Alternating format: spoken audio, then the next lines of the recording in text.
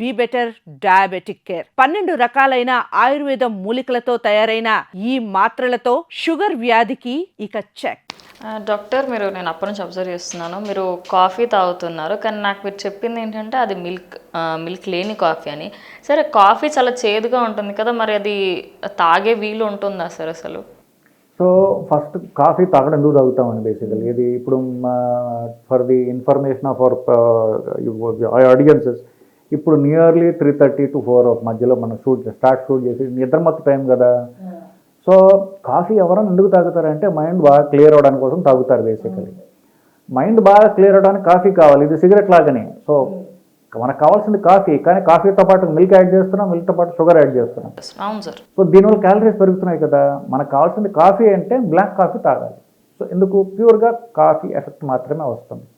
ఒకటి మైండ్ క్లియర్గా ఉంచడానికి, బ్రైట్గా షార్ప్గా చేయడానికి. ఒకటి క్యాలరీస్ రాకూడదు. ఈ రెండు బ్లాక్ కాఫీ ద్వారా వస్తాయి ఒకటి.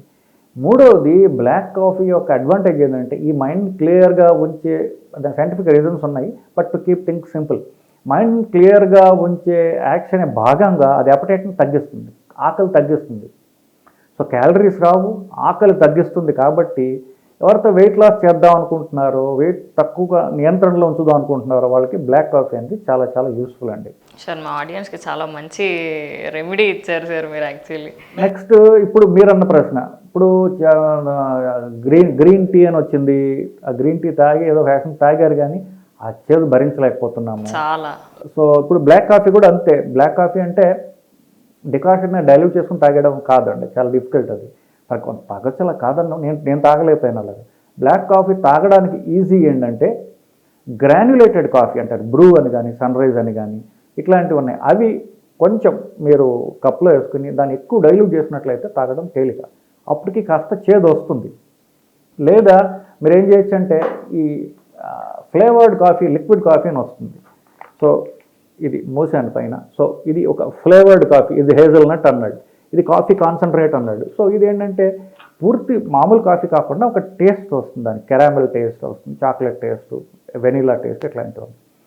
సో ఇది కొంచెం ఒక ఫ్లేవర్ వస్తుంది కాబట్టి తాగడానికి ఈజీ. నేను జస్ట్ ఒక ఫ్యూ డ్రాప్స్ వేసుకుని ఈ కప్ దాకా ఫుల్గా డైల్యూట్ చేస్తా. ఇక్కడ సీక్రెట్ ఏంటంటే ఆ చేదు పోవడానికి చిటికెడు ఉప్పు వేసుకోవచ్చు. ఉప్పు వేస్తే ఏమవుతుందంటే ఆ చేదు పోతుంది మీకు. సో కాఫీతో గ్రీన్ టీ లాగా ఆ చేదు మెయిన్ ప్రాబ్లం కదా. ఆ చేదు నాక్ ఆఫ్ చేయాలంటే షుగర్లు కాకుండా చిటికెడు ఉప్పు వేసినట్లయితే కనుక మీకు ఆ చేదు పోతుంది, తాగడం చాలా చాలా ఈజీ అవుతుంది. గ్రీన్ టీలో కూడా యాడ్ చేసుకోవచ్చు సార్? గ్రీన్ టీ సంగతి నాకు తెలియదండి, బట్ కాఫీలో వేసుకుంటే మాత్రం బాగుంటుంది. నేను చాలా కాలం నుంచి చేస్తున్నాను. It is very easy to drink.